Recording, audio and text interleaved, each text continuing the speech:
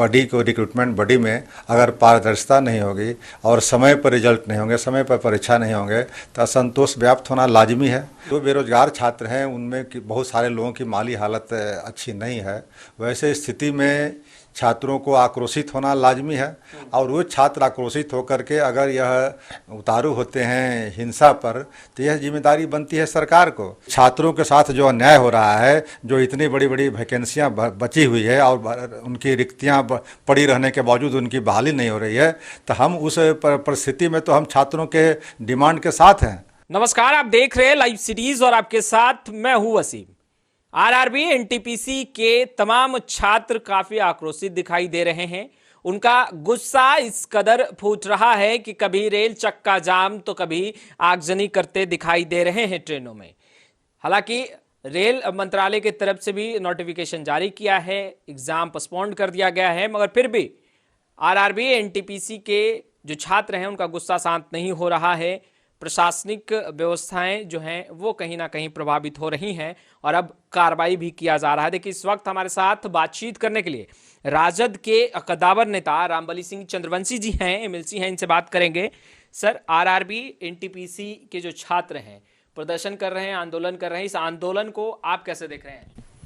देखिए, ये जो रेल मंत्रालय है या जो वर्तमान में एनडीए की जो सरकार है जिसके मुखिया नरेंद्र मोदी जी हैं, ये लगातार अविश्वसनीय होते जा रहे हैं।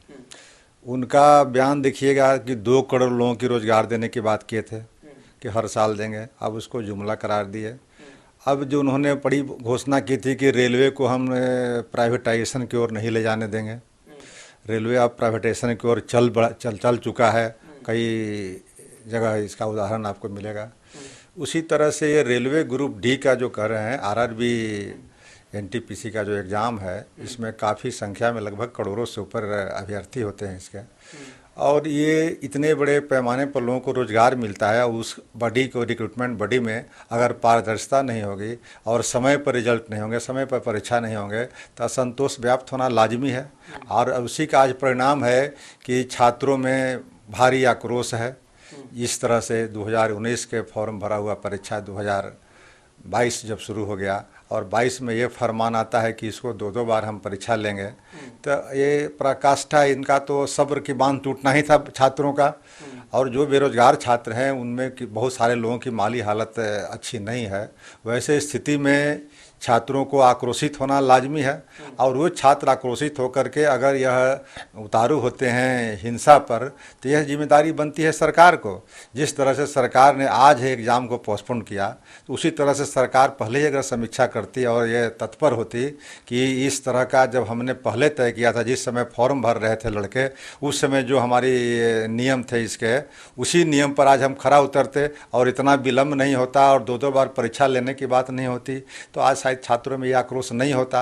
इसलिए कुल मिलाकर के सरकार की जवाबदेही बनती है और राष्ट्रीय जनता दल और सारे बिहार के विपक्ष के जो लोग हैं उससे आंदोलनकारी छात्रों के डिमांड के साथ हैं और आगे भी अगर हम लोग को जीतना बनेगा उस आंदोलन के साथ हम लोग रहेंगे। कहा जा रहा है कि इस पूरे आंदोलन को कहीं ना कहीं पॉलिटिकल रंग जो है वो देने की कोशिश की जा रही है। ये तमाम आरोप जो हैं अब विपक्ष पर लगने लगे हैं। अब ये तो अपनी कमी को दूसरे पर ठिकरा फोड़ने की बात है। अपने अंदर पहले झांक नहीं रहे हैं कि रेलवे रिक्रूटमेंट बोर्ड जो है वह आखिर कौन सी गलती कर दिया, उसको देखना चाहिए कि छात्रों का आक्रोश क्यों आया। छात्र कोई राजद के और कांग्रेस के या किसी पॉलिटिकल पार्टी के छात्र नहीं हैं। वो छात्रों का आक्रोश क्या है? आज बेरोजगारी का जो दर है देखिएगा कि भारत भर में सबसे अधिक है और बिहार में तो और ज़्यादा है। बिहार के छात्रों का तो लगभग यहाँ जो नेशनल एवरेज है उससे डबल हो गया है। तो यह बिहार में जिस कदर से बेरोजगारी है या भारतीय स्तर पर जिस तरह से है, और उसमें अगर छात्र अपना सब्र खो रहे हैं, टूट रहा है उनका, तो इसमें छात्रों को दोष देना और फिर पॉलिटिकल पार्टी का तो आज कर्तव्य हो जाता है कि छात्रों के साथ जो अन्याय हो रहा है, जो इतनी बड़ी बड़ी वैकेंसियाँ बची हुई है और उनकी रिक्तियाँ पड़ी रहने के बावजूद उनकी बहाली नहीं हो रही है, तो हम उस परिस्थिति में तो हम छात्रों के डिमांड के साथ हैं हम चाहते हैं कि रेलवे रिक्रूटमेंट बोर्ड है उसमें पारदर्शिता हो, हम चाहते हैं कि समय पर हो। एक तो कि ऐसे ही सेशन लेट होता है बिहार में, आप देखेंगे कि विश्वविद्यालयों में, महाविद्यालयों में 2 साल का कोर्स जो होता है, 3 साल का कोर्स जो होता है, 4 साल, 5 साल, 6 साल चलता है।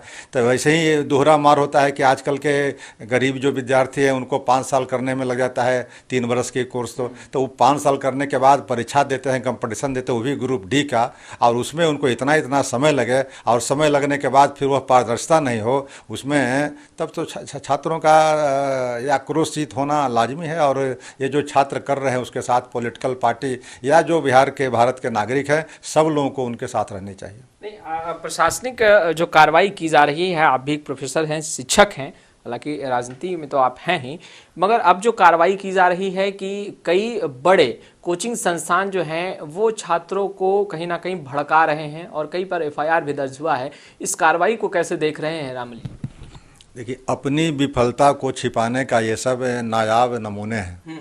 एक तरफ आप कहते हैं कि पॉलिटिकल पार्टी इसको सह दे रही है, तो आप अपने इसको अगर पारदर्शी बनाते, आप अपने अगर नियमानुकूल चलते, अपने इसमें समय कम लेते, अपनी गलतियां नहीं करते, तो फिर ये आंदोलन की ज़रूरत नहीं पड़ती। दूसरी बात, आप कहते हैं कि कोचिंग संस्थान जो हैं इसको इंस्टिगेट कर रहे हैं। कोचिंग संस्थान तो उसको पढ़ाने का काम करती है, उसको उस योग्य बनाने का काम करती है, और कोचिंग संस्थान जो उसका टर्म्स एंड कंडीशन था उस परीक्षा का, उस परीक्षा के टर्म्स एंड कंडीशन के आलोक में उसने पढ़ाया था, और आप टर्म्स एंड कंडीशन आप बदल दे रहे हैं, तो इसमें दोषी वह कोचिंग संस्थान नहीं होकर के वह सरकार है, वह बॉडी है जो इसको बदल रही है। इसलिए सरकार को अपने गिरबान में झांकने की ज़रूरत है, न कि दूसरे पर तोहमत लगाने की ज़रूरत है।